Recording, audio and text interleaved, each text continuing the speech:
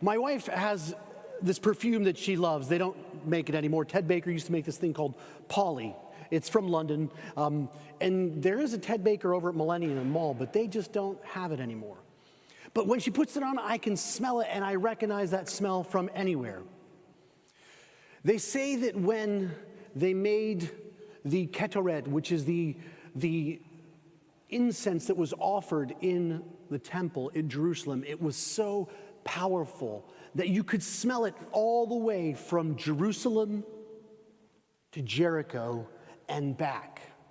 There's this story that an archaeologist tells us when he was working on what they believe might have been the ketoret that was made there at the Qumran community at the Dead Sea. And it was discovered in 1948, but they started doing analysis on it in 2007.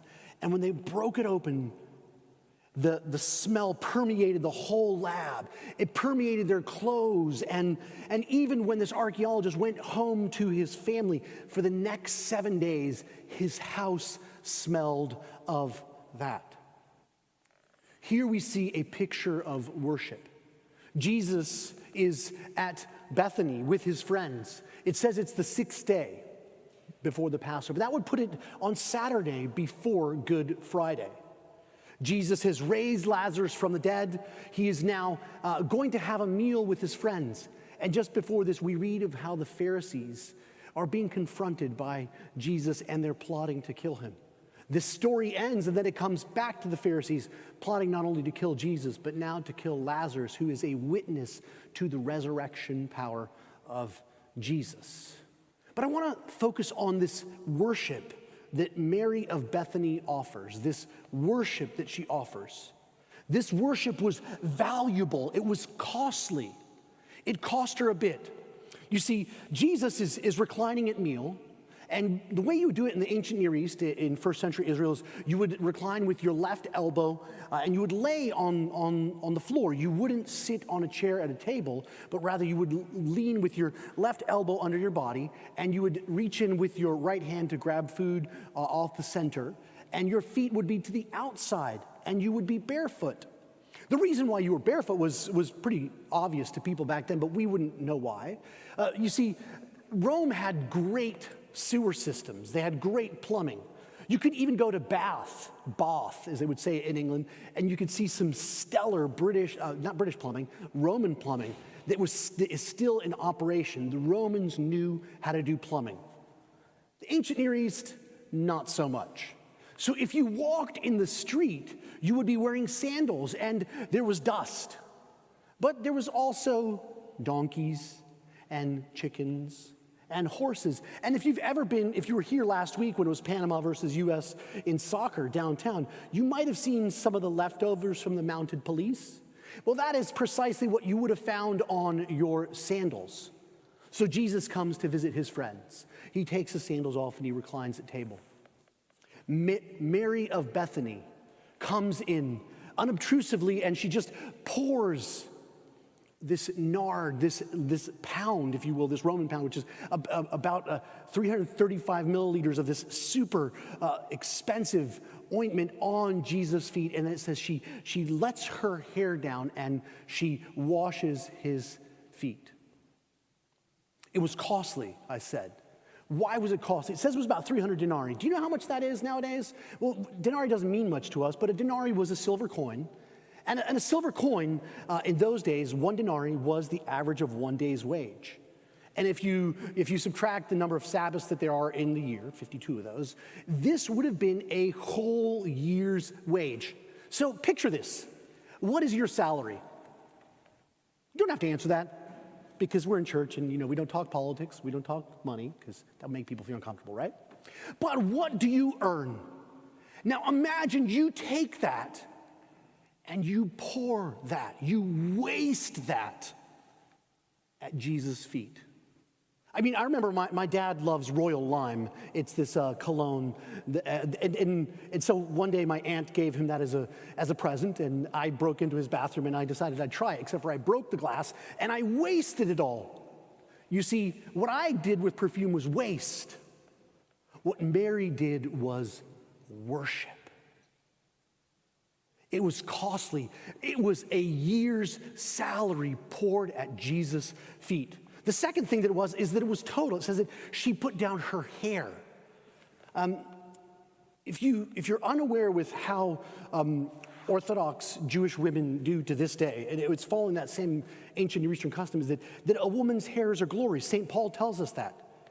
That's why you'll see some Orthodox women who will wait until their wedding day, and they will let down their hair in front of their husband, and their husband will be the only man that will ever see her hair.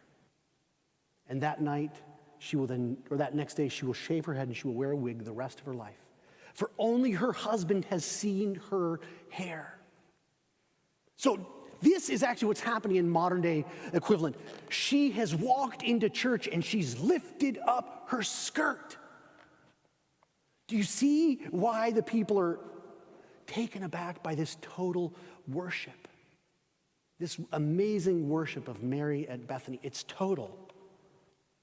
I love that. It's a bit as Isaac Watts tells us, and not the hymn that we just sang, but a different one, where he says, when I survey the wondrous cross, he says, when I look at the cross, when I look at who Jesus is, it demands my life, my all, my all. That is what this woman is giving Jesus. And I love it because it's a bit like an amazing service, an amazing church service. Because you know what C.S. Lewis puts it? He puts it this way. See, she just doesn't care about anyone else in the room. She just walks in there, no one else is there. It's just her and Jesus. And C.S. Lewis says the perfect church service would be one where we were unaware of anything and our attention would have been just on God. Think about that. This is a perfect church service that she's at. But the third thing that we see is that it's a bit of a struggle. It's a struggle. You see, there's the Pharisees wanting to kill Jesus. There's the Pharisees wanting to kill Lazarus after that. But then we also see there's a struggle, if you will. There's a stench, if you will. And I don't mean the stench of this incense that's everywhere. Some people don't like incense. Some people do. That's probably why you come to the 10:15 service, because you like that. I mean, there's this story that Dean Lobbs went to a funeral of a friend of his, and he hadn't been at this cathedral for 5 years, and he put on his red cassock from the cathedral. 5 years later, and it still smelled of incense. There was a beautiful smell. But there's another smell going on in this passage. Did you notice that? There's a stench. There's a stench of Judas, where Judas says, that's 300 denarii. We could have sold that and given that to the poor. How do I illustrate this smell in our lives, this stench in our own lives? Well, 2 Saturdays ago, I had the privilege of going across Division Street into Paramore, what's also called Crosstown. And I was listening to a friend of mine, a Christian brother, an African-American, who said it's wonderful that churches come out there to help and to do outreach and whatnot. And sometimes churches will go and they'll cook hot dogs. And he looked at me and he said, but do you think that I'm only worth a hot dog?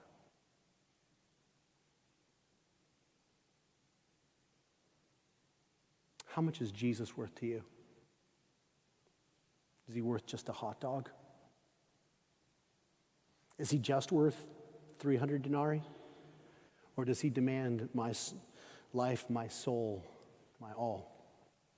There's a struggle, there's an internal struggle, and I love this because Jesus looks, it's in the singular when he's talking to Judas. He says this. He says, leave her alone so that she may keep it for the day of my burial. And that's in the singular. He's talking to Judas in the singular, just one person. But then he goes, for the poor you will have with you, and he uses the plural. He's saying, actually, it's easy to read in this story and say, oh, if I had to make myself a character in the story, I would not be Martha. I wouldn't be in the kitchen struggling and stressing and serving. I'd probably be Mary, worshiping Jesus with my all. Or maybe you might be honest and say, I might be a little bit like Judas, but not much. But you see, the beauty of this story, what's happening literarily, is that at the end, it's saying, who is this you plural? You will have the poor with you always. But me, the Lord of the universe. You won't always have me with you. How do you choose to honor me? And so the question that he's asking his disciples and all the other guests at the dinner is, do you want to be like Martha? Do you want to be like Mary? Or are you a little bit like Judas? And we all have a little bit of Judas in us. Here's the thing. I love the fact that in our capital campaign, we actually put money aside to redo our organ. And some may say, well, why in the world did you do that? And then we're looking at doing some more repairs on the organ. You say, why would you pour that amount of money in the organ? That could be sold and given to the poor, or we could do that and hire a couple more part-time workers here at the church to take care of the flock. But the thing is, we can never outdo God in worth-ship. Worship comes from the Old English, worth-skeep, to give worth. So the whole point of renewing an organ isn't to renew an organ.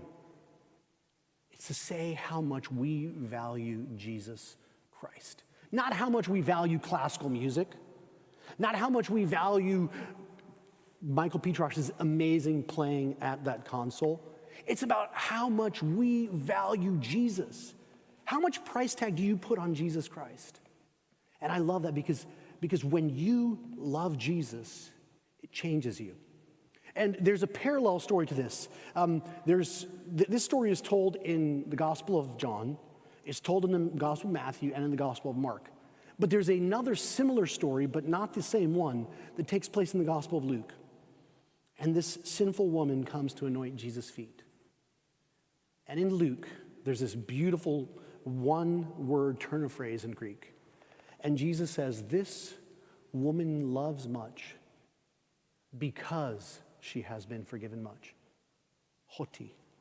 She loves much because she has been forgiven much. You see, how much you value Jesus Christ tells Jesus how much you think he loves you. How much you think that he paid and died for you. Or even how good you think you are versus how good Jesus is. Did Jesus come to make you a nicer person? Or did he make you go from being a dead person into a person who is fully alive?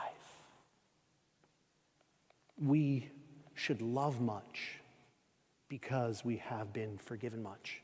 And our worship will be costly, it will be total, and it will, in fact, be such an aroma that it will be an aroma of life to all that we go. And yes, your vestments, your clothes may stink for the next 5 years. They may stink for the next rest of your life, that no matter where you go, people will say, he loves Jesus.